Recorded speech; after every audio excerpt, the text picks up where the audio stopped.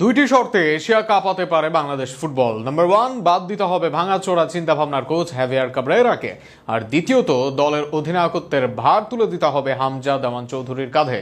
কেন এই দুই শর্তে ঘটতে পারে দলের আমূল পরিবর্তন? উত্তর শুনুন প্রতিবেদনে। হংকং চায়না ম্যাচে বাংলাদেশ দলের নামে অধিনায়ক ছিলেন সোহেল রানা। কাজে কর্মে দায়িত্বের পুরোটাই পালন করেছেন হামজা চৌধুরী। সেটা শুধু এই ম্যাচে নয়, লাল সবুজ জার্সি গায়ে চাপানোর পর থেকেই পুরো দলটাকে যেন একাই উজ্জীবিত করে চলেছেন লেস্টার সিটি তারকা। হামজার মতো একজন ফুটবলারের সংস্পর্শে আসা অন্যদের কাছে আশীর্বাদের মতো।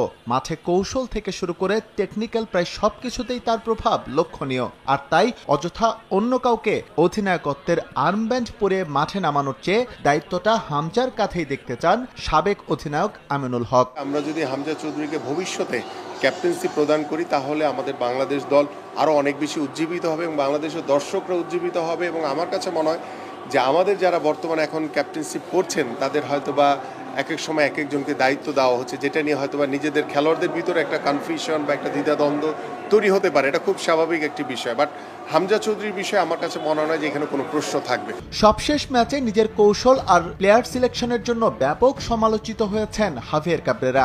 অনেকের মতে দেশের ফুটবলে স্প্যানিশ কোচের আর দেয়ার কিছু নেই। ব্যর্থতার দায় কাঁধে নিয়ে নিজে থেকেই হাভির সরে যাওয়া উচিত বলে মনে করেন সাবেক অধিনায়ক। স্ট্র্যাটেজি বা বাংলাদেশ দলের খেলোয়াড়রা হয়তোবা মিলছে না, তাহলে কোচ নিজে থেকেই পদত্যাগ করা উচিত। বা আমাদের ম্যানেজমেন্টের যারা দায়িত্ব রয়েছেন, তারা যদি মনে করেন যে হ্যাঁ, আমি দীর্ঘদিন এই কোচকে দিয়ে দেখলাম, আমি আশানুরূপ রেজাল্ট পাচ্ছি না, তাহলে বাংলাদেশ ফুটবল টিমের যারা ম্যানেজমেন্ট আছে তারাও এটা তাকে পদত্যাগ করানোর জন্য বাধ্য করতে পারে। সেরা পারফরমেন্সের জন্য ফিটনেসের পাশাপাশি ফুটবলারদের মানসিক স্বাস্থ্য নিয়ে কাজ করা খুবই জরুরি। হংকং চায়নার বিপক্ষে শেষ মুহূর্তে যেভাবে হেরেছে বাংলাদেশ, তাতে দলে একজন মনোবিদের প্রয়োজন এখন সময়ের দাবি বলে মনে করেন আমিনুল। আমি জানি না বর্তমানে যে আমাদের কোনো বাংলাদেশ টিমে মনোবিদ আছে কিনা। যদি না থাকে তাহলে আমি মনে করি যে ইমিডিয়েটলি একজন মনোবিদ নিয়োগ দেওয়ার জন্য, যার মাধ্যমে বাংলাদেশ দলের খেলোয়াড়রা প্রত্যেকে আরও বেশি মানসিকভাবে উজ্জীবিত হবে, শক্তিশালী হবে এবং তাদের সামর্থ্যটাকে তারা বোঝাতে পারবে সর্বোচ্চভাবে। পাশাপাশি ডিফেন্স এবং গোল লাইনে যে সমস্যা আছে, হংকং চায়নার বিপক্ষে দ্বিতীয় ম্যাচে মাঠে নামার আগেই তার সমাধান উচিত বলে মনে করেন সাফ জয়ী গোলরক্ষক।